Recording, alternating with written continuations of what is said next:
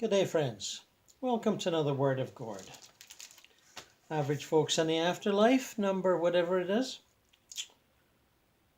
And today we're going to venture into Ibn Alexander's Proof of Heaven, a neurosurgeon's journey into the afterlife. A well-distributed and well-publicized book from, 2 or 3 years ago. 2012. And there's plenty of interviews from that time and book tour that you can see on YouTube with Mr. Alexander. And what intrigues me about his book is there's very little about his actual out-of-body experience while he was in coma for an entire week in a hospital in Virginia, suffering from a really bad case of bacterial meningitis. And there are many chapters where he describes what his family and the staff in the hospital were going through, caring for him and observing him in this coma state. And without that, and that is interesting in a psychological and emotional way, as family dramas often are, especially for those who are going through a family drama. But it's, although the description of his out-of-body experience during the coma is intriguing, and I'm certainly going to enjoy reading it, there's very little of it. And I'd say without the ancillary stuff to do with his childhood and his struggles with finding out he was adopted and living with his birth parents, the usual adoption drama stuff. And then the description of the family drama and his long period of recovery, there wouldn't be much of a book. It basically would be a magazine article. But there you go. That's how New York publishers work. They drum up books out of next to nothing. But as a book that's influenced a lot of people and is indicative of how people who buy into the scientific, medico-scientific paradigm of the brain producing consciousness, and how he has changed from that paradigm into the, mystical, cosmic understanding of our roots and our true home elsewhere than here, is quite fascinating and therefore quite worthy of our time.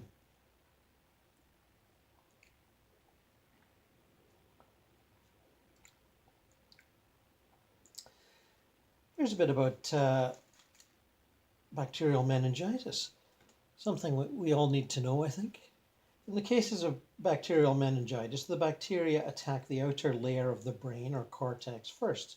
The word cortex derives from a Latin word meaning rind or bark. If you picture an orange, its rind is a pretty good model for the way the cortex surrounds the more primitive sections of the brain. The cortex is responsible for memory, language, emotion, visual and auditory awareness, and logic. So when an organism like E. coli attacks the brain, the initial damage is to the areas that perform the functions most crucial to the maintaining our human qualities. Many victims of bacterial meningitis die in the first several days of their illness. Of those who arrive in an emergency room with a rapid downward spiral in neurologic function, as I did, only 10% are lucky enough to survive. However, their luck is limited, as many of them will spend the rest of their lives in a vegetative state. Though she didn't suspect E. coli meningitis, Dr. Potter thought I might have some kind of brain infection, which is why she decided on the lumbar puncture. Just as she was telling one of the nurses to bring her a lumbar puncture tray and prepare me for the procedure, my body surged up as if my gurney had been electrified. With a fresh blast of energy, I let a long agonizing groan, arched my back, and flailed my arms in the air, or flailed my arms at the air. My face was red, and the veins in my neck bulged out crazily. Laura shouted for more help, and soon 2, then 4 Finally, 6 attendants were struggling to hold me down for the procedure. They forced my body into a fetal position while Laura administered more sedatives. Finally, they were able to make me still enough for the needle to penetrate the base of my spine. When bacteria attack, the body goes immediately into defense mode, sending shock troops of white blood cells from their barracks into the spleen and bone marrow to fight off the invaders. They are the first casualties in the massive cellular war that happens when a foreign biological agent invades the body. And Dr. Potter knew that any lack of clarity in my cerebrospinal fluid would be caused by my white blood cells.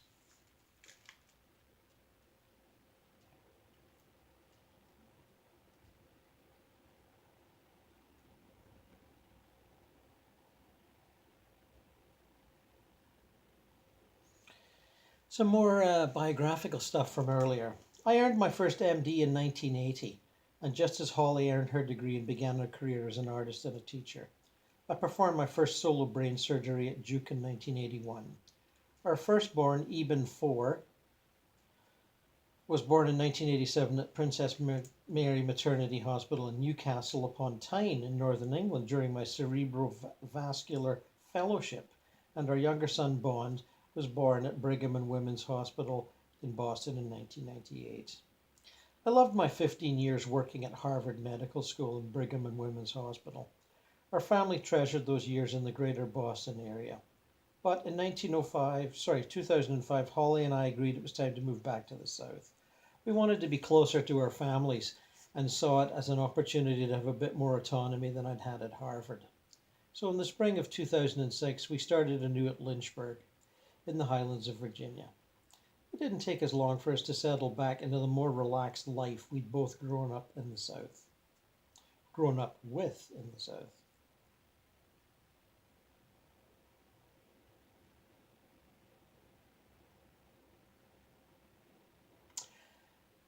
Here's some of the initial attack. For a moment I lay there, vaguely trying to zero in on what had awakened me. The previous day, a Sunday, had been a sunny, clear, and just with a little crispness. Classic late autumn Virginia weather. Holly, Bond, and I had gone to a barbecue at the home of a neighbour. In the evening we had spoken by phone to our son Eben 4, then 20, who was junior at University of Delaware.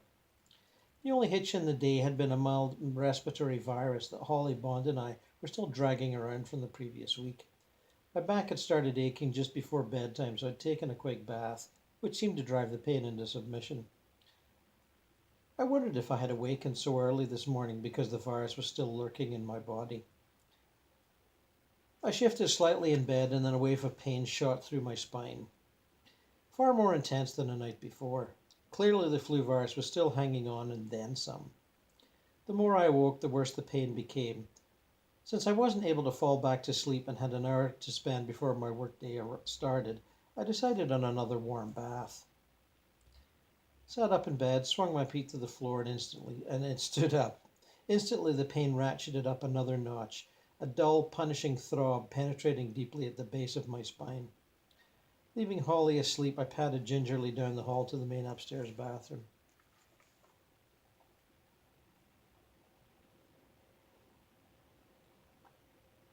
More jolts of pain in the bath.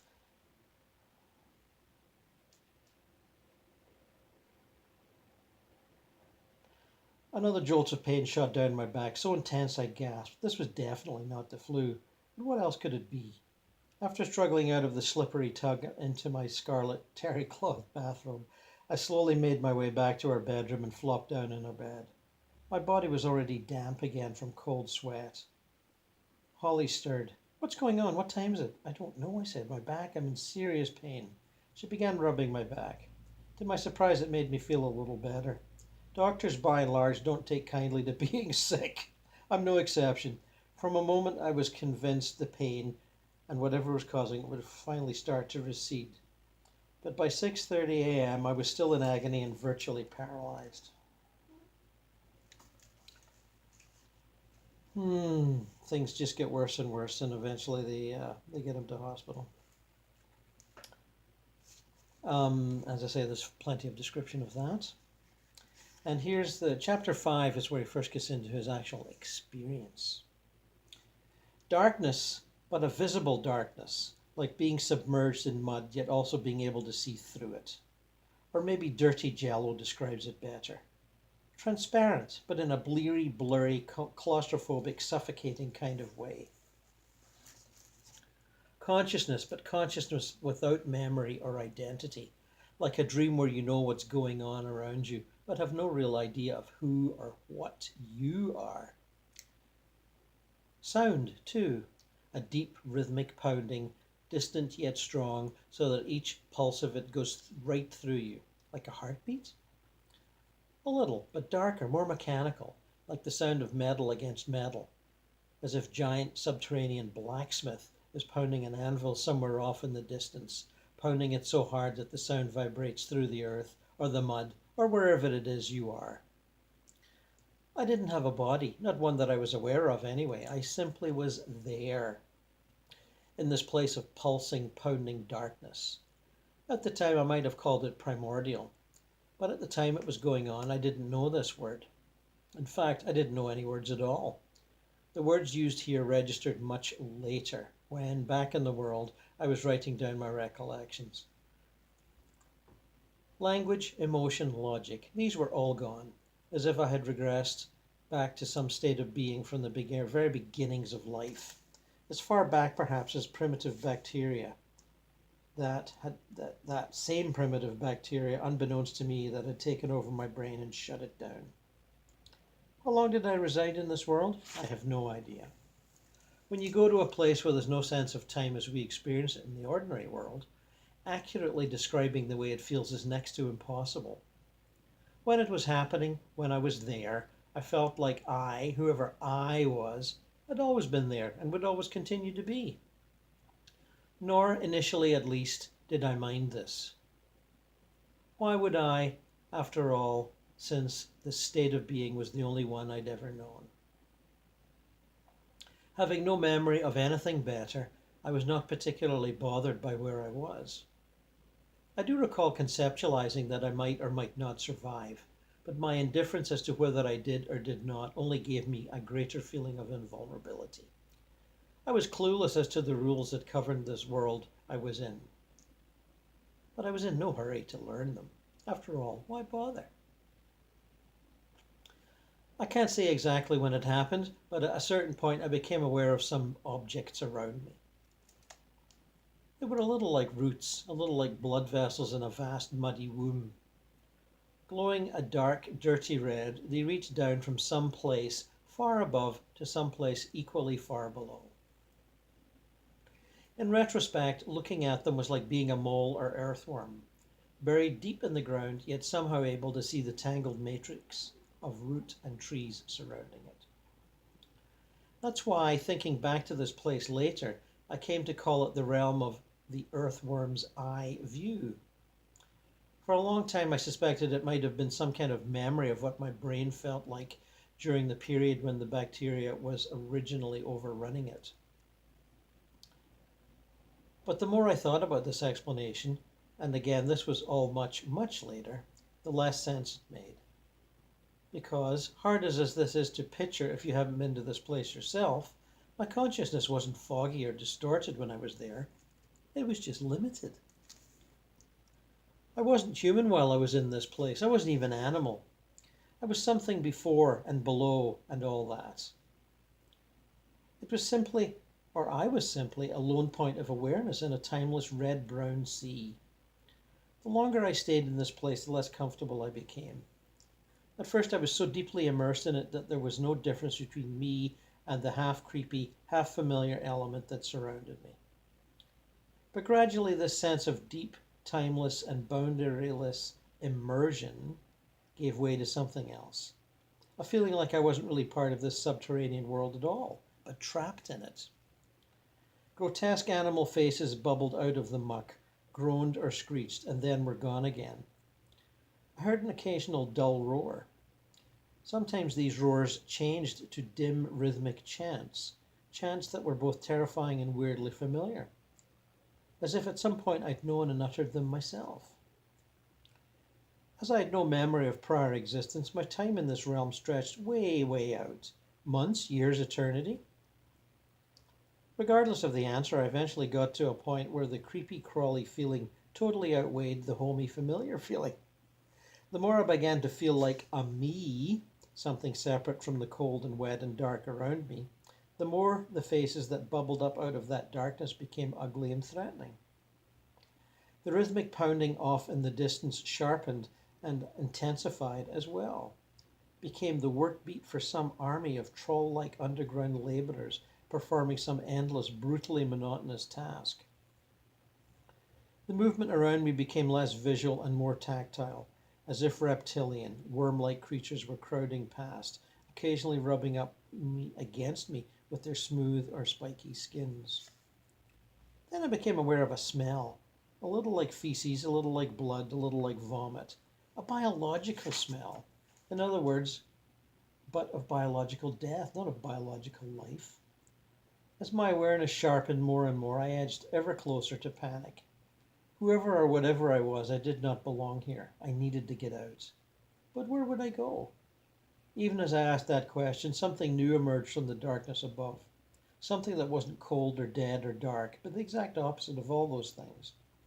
If I tried for the rest of my life, I would never be able to do justice to this entity that now approached me, to come anywhere close to describing how beautiful it was. But I'm going to try.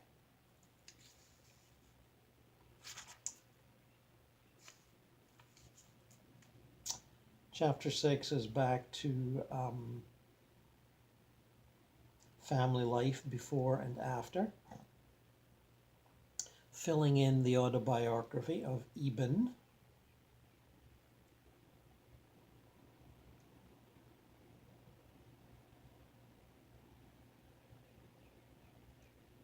There's a couple of interesting paragraphs. Like most healthcare workers who deal directly with dying patients and their families, I had heard about and even seen some pretty inexplicable events over the years.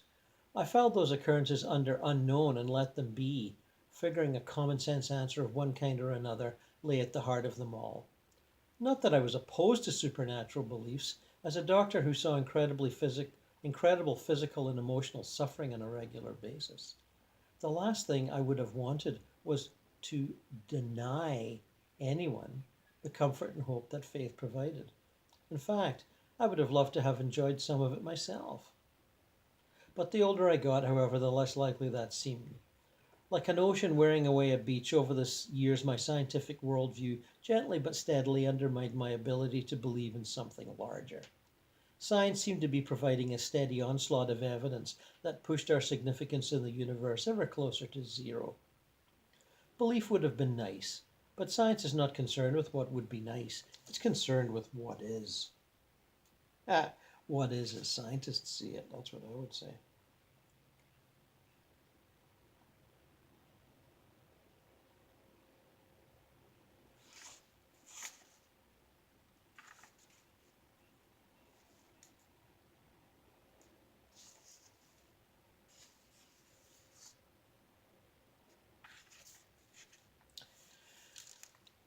Something had happened in the darkness. Turning slowly, it radiated fine filaments of white gold light, and as it did so, the darkness around me began to splinter and break apart. Then I heard a new sound, a living sound, like the richest, most complex, most beautiful piece of music you've ever heard. Growing in volume as a pure white light descended, it obliterated the monotonous mechanical pounding that, seemingly for eons, had been my only company up until then. The light got closer and closer, spinning around and generating those filaments of pure white light that I now saw were tinged here and there with hints of gold. Then, at the very center of the light, something else appeared. I focused my awareness hard, trying to figure out what it was. An opening. I was no longer looking at the slowly spinning light at all, but through it. The moment I understood this, I began to move up, fast. There was a whooshing sound, and in a flash I went through the opening and found myself in a completely new world. The strangest, most beautiful world I'd ever seen. Brilliant, vibrant, ecstatic, stunning. I could heap on one adjective after another to describe what this world looked like and felt like, but they'd all fall short. It felt like I was being born. Not reborn or born again? Just born. Below me there was countryside. It was green, lush, and earth-like. It was earth, but at the same time it wasn't.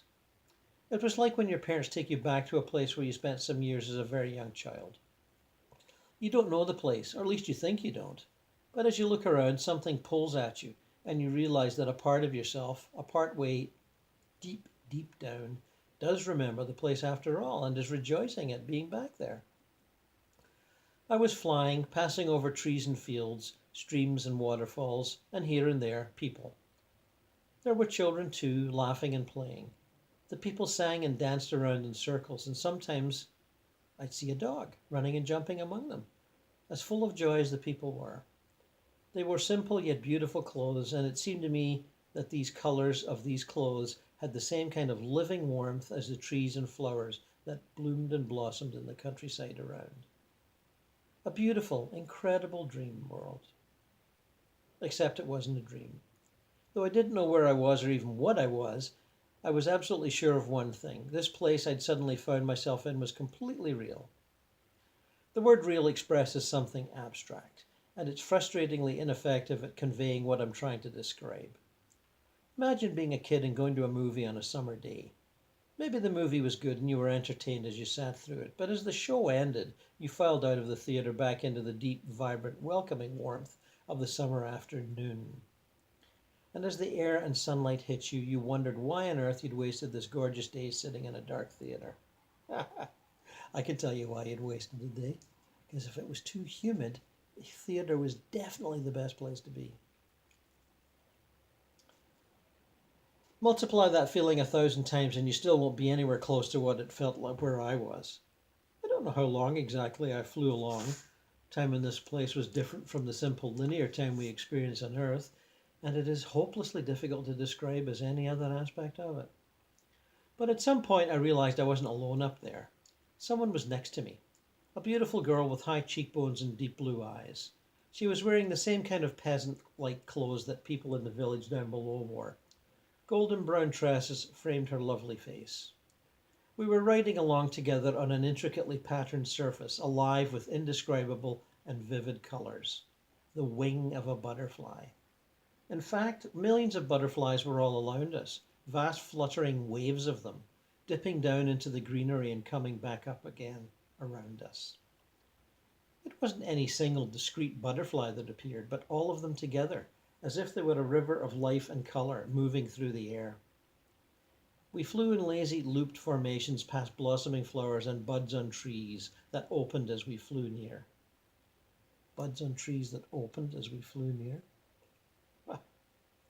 The girl's outfit was simple, but its colors, powder blue, indigo, pastel orange, peach, had the same overwhelming, super vivid aliveness that everything else in the surroundings had. She looked at me with a look that, if you saw it for a few moments, would make your whole life up to that point worth living, no matter what had happened in it so far. It was not a romantic look. It was not a look of friendship. It was a look that was somehow beyond all that, beyond all the different types of love we have down here on Earth. It was something higher, holding all those kinds of love within itself, while at the same time being more genuine and pure than any of them. Without using any words, she spoke to me. The message went through me like a wind, and I instantly understood that it was true. I knew so in the same way that I knew the world around us was real, not some fantasy passing in its substantial. The message had 3 parts. And if I had to translate them into earthly language, I'd say they ran something like this. You are loved and cherished dearly forever. You have nothing to fear. There is nothing you can do wrong. The message flooded me with a vast and crazy sensation of relief. It was like being handed the rules to a game I'd been playing all my life without fully understanding it. We will show you many things here, the girl said, again, without actually using these words, but by driving their conceptual essence directly into me. But eventually you will go back. To this I had only one question. Back where? Remember who's talking to you right now. I'm not a soft-headed sentimentalist. I know what death looks like. I know what it feels like to have a living person whom you spoke to and joked with in better days become a lifeless object on an operating table after you've struggled for hours to keep the machine of their body working. I know what suffering looks like, and the answerless grief on the faces of loved ones who have lost someone they never dreamed they could lose. I know my biology, and while I'm not a physicist, I'm no slouch at that either. I know the difference between fantasy and reality, and I know that the experience I'm struggling to give you is the vaguest, most unsatisfactory picture uh, of what was really the most real experience of my life. In fact, the only competition for it in the reality department was what came next. Okay, so next chapter is back in the hospital with everybody, doctors analyzing him and family worrying about him. Then, meanwhile, I was in a place of clouds, big, puffy, pink-white ones that showed up sharply against a deep blue-black sky. Higher than the clouds, immeasurably higher, flocks of transparent orbs, shimmering beings, arced across the sky, leaving long, streamer-like lines behind them. I love this. Flocks of transparent orbs, shimmering beings, arced across the sky, leaving long, streamer-like lines behind them. What an image. Birds, angels.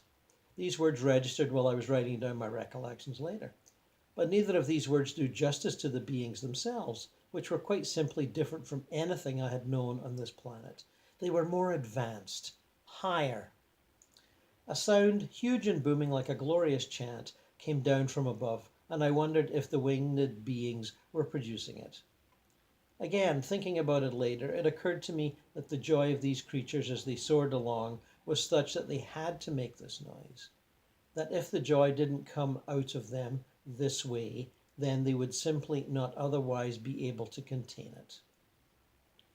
The sound was palpable and most material, like a rain that you can feel in your skin but that doesn't get you wet. Seeing and hearing were not separate in this place where I now was. I could hear the visual beauty of the silvery bodies of those scintillating beings above. And I could see the surging, joyful perfection of what they sang. It seemed that you could not look or listen to anything in this world without becoming a part of it, without joining with it in some mysterious way. And again, as we've commented earlier in this series, there's an experience that's similar to entheogens, psychedelics. One in the height of the trip, one merges with one's perceptions, whether they're audio or visual. You become the music, or you become the vision. It's equally hard to explain on that experience too, although I have had that, and many others have too. Again, from my present perspective, I would suggest that you couldn't look at anything in that world at all, for the word "at" implies a separation that did not exist there. Everything was distinct, yet everything was also a part of everything else, like a rich and intermingled designs on Persian carpets, or a butterfly's wing. A warm wind blew through, like the kind that springs up on most perfect summer days, tossing the leaves of the trees and flowing past like heavenly water. A divine breeze. It changed everything, shifting the world around me into an even higher octave, a higher vibration. Although I still had little language function, at least as we think of it on Earth, I began wordlessly putting questions to this wind and to the divine being I sensed at work behind or within it. Where is this place? Who am I? Why am I here? Each time I silently posed one of these questions, the answer came instantly in an explosion of light, color, love, and beauty that blew through me like a crashing wave. What was important about these bursts was that they didn't simply silence my questions by overwhelming them. They answered them, but in a way that bypassed language. Thoughts entered me directly, but it wasn't thought like we experience it on Earth. It wasn't vague, immaterial, or abstract. These thoughts were solid and immediate, hotter than fire and wetter than water. and as I received them, I was able to instantly and effortlessly understand concepts that would have taken me years to fully grasp in my earthly life. I continued moving forward and found myself entering an immense void, completely dark, infinite in size, yet also infinitely comforting. Pitch black as it was also brimming over with light, a light that seemed to come from a brilliant orb that I now sensed near me, an orb that was living and almost solid, as the songs of the angel beings had been. My situation was, strangely enough, something akin to that of a fetus in a womb. The fetus floats in the womb with a silent partner of the placenta, which nourishes it and mediates its relationship to the everywhere present, yet at the same time invisible mother. In this case, the mother was God, the creator, the source, who is responsible for making the universe and all in it. This being was so close that there seemed to be no distance at all between God and myself. Yet at the same time, I could sense the infinite vastness of the Creator and could see how completely minuscule I was by comparison. I will occasionally use as the pronoun for God because I originally used that name in my writings after my coma. Was the sound I remembered hearing, associated with that omniscient, omnipotent, and unconditionally loving God. But any descriptive word falls short, any of them. The pure vastness separating and me was, I realized, why I had the orb as my companion. In some manner I couldn't completely comprehend, but was sure of nonetheless. The orb was a kind of interpreter between me and this extraordinary presence surrounding me. Rather like the great prophets of the religions. The great presence of the divine consciousness, the void, the unmanifest. We need smart, loving beings like the prophets to mediate between us and them. Because for many of us, it's very hard to relate to that omnipresence of divinity. It was as if I were being born into a larger world, and the universe itself is like a giant cosmic womb, and the orb, who remained in some way connected to the girl on the butterfly wing, who in fact was she, was guiding me through this process. Later, when I was back here in this world, I found a quotation from the 17th century Christian poet Henry Vaughan that came close to describing this place, this vast inky black core that was the home of the divine itself. There is, some say, in God a deep but dazzling darkness.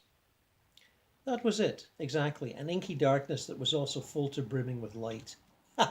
There's the paradox for you. Mystical paradoxes. The whole history of mysticism just seems endless paradoxes.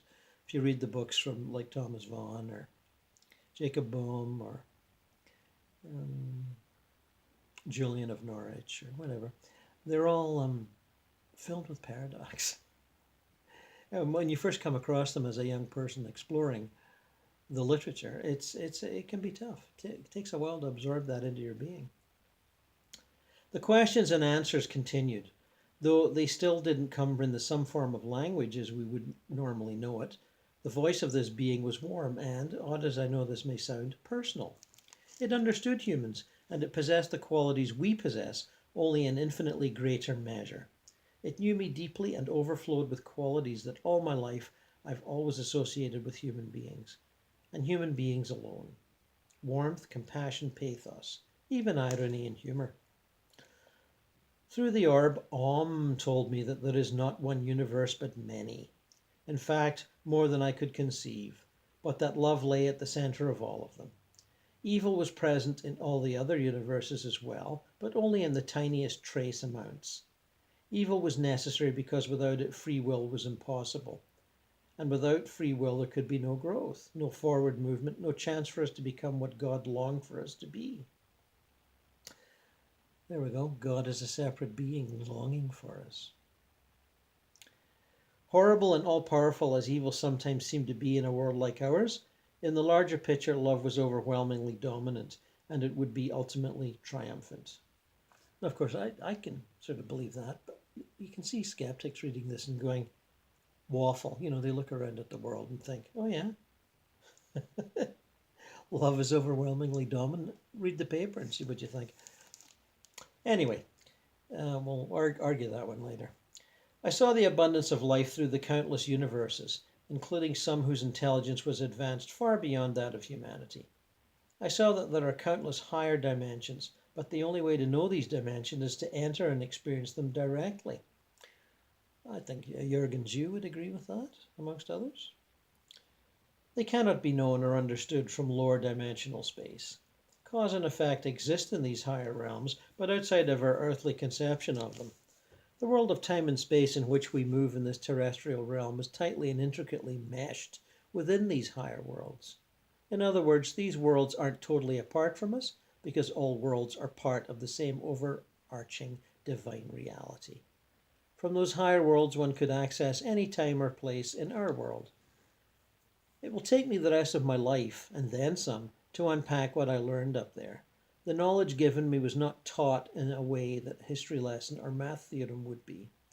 Insights happen directly, rather than needing to be coaxed and absorbed. Knowledge was stored without memorization, instantly and for good. It didn't fade like ordinary information does, and to this day I still possess all of it, much more clearly than I possess the information that I gained over all my years in school.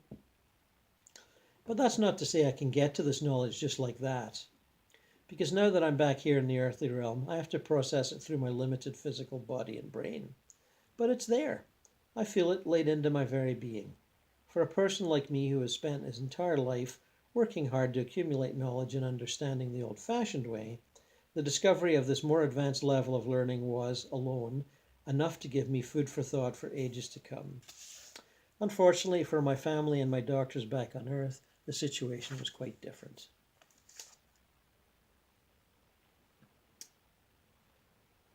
Of course, more family stuff. Meditating on various issues in his life career and his birth parents and adoptive parents.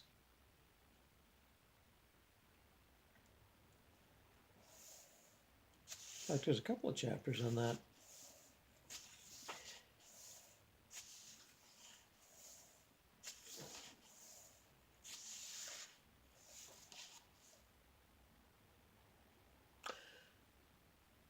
Something pulled at me. Not like someone grabbing my arm, but as something subtler, less physical. It was a little like when the sun dips behind a cloud and you feel your mood change instantly in response. I was going back away from the core. Its inky, bright darkness faded into the green landscape of the gateway, with all of its dazzling landscape. Looking down, I saw the villagers again, the trees and sparkling streams and waterfalls, as well as the arcing angel beings above. My companion was there too. She had been there the whole time, of course, and all through my journey into the core, and in the form of that orb-like ball of light. But now she was, once again, in human form. She wore the same beautiful dress, and seeing her again made me feel like a child lost in a huge and alien city, who suddenly comes upon a familiar face. What a gift she was. We will show you many things, but you will be going back. That message, delivered wordlessly at the entrance to the trackless darkness of the core, came back to me now. I now also understood where back was. The realm of the earthworm's eye view where I had started this odyssey. But it was different this time. Moving down into the darkness with the full knowledge of what lay above it, I no longer experienced the trepidation that I had when I was originally there. As the glorious music of the gateway faded out and the pulse-like pounding of the lower realm returned, I heard and saw these things as an adult sees a place where he or she had once been frightened but is no longer afraid. The murk and darkness, the faces that bubbled up and faded away, the artery-like roots that came down from above, held no terror for me now, because I understood, in the wordless way I understood everything then, that I was no longer of this place, but only visiting it. But why was I visiting it again? The answer came to me in the same instantaneous non-verbal way that answers in the brilliant world above had been delivered. This whole adventure, it began to occur to me, was some kind of tour, some kind of grand overview of the invisible, spiritual side of existence. And like all good tours, it included all floors and all levels. Once again, I was back in this lower realm. The vagaries of time in these worlds beyond what I knew of in this earth continued to hold. To get a little, if only a very little, idea of what it feels like, ponder how time lays itself out in dreams. In a dream, before and after become tricky designations. You can be in one part of the dream and know what's coming, even if you haven't experienced it yet. My time out beyond was something like that, though I should also underline that what happened to me had none of the murky confusion of our earthbound dreams, except at the very earliest stages, when I was still in the underground world. How long was I there this time? Again, I have no idea, no way to gauge it, but I do know that after returning to the lower realm, it took a long time to discover that I actually had some control over my course, that I was no longer trapped in this lower world. With a concerted effort, I could move back up to the higher planes. And at a certain point in the murky depths, I found myself wishing for the spinning melody to return. After an initial struggle to recall the notes, the gorgeous music, and the spinning ball of light emitting it blossomed into my awareness. They cut once again through the jellied muck, and I began to rise.